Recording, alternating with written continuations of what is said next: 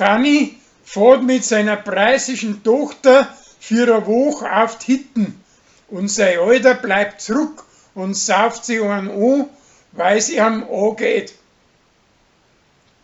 Auf euer Sein braucht der Pfarrer ewig lang für'n Grabsägen und drum zinnt der Pauli einen Knäufrosch, dass endlich eine Ruhe ist. Der Rolli und seine preisische Gspusi lassen sie ein Patent eintragen auf den Tee von Michi seiner Uri.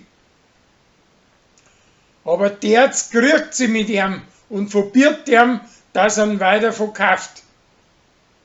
Eine Weiber bringen aber die zwei Streithanseln wieder zusammen. Der Chris und sein preisischer Spezi, deren mit Hubert und seiner Alten in einer Sandgrube Golf spielen. Aber da ziehen sie einen Kürzern.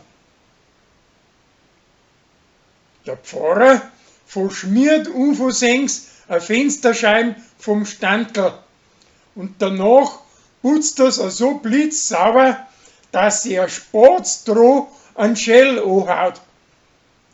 Aber der Wert wieder und jetzt pickt er auf alle Scheiben ein Beutel vor einen Vogel auf. Am Werder zieht das Hummerl sein Feuchtergewand an, weil er sich einbildet, dass da damit sein Alten besser gefällt. Auf das Aufe macht er umgekehrt das Gleiche.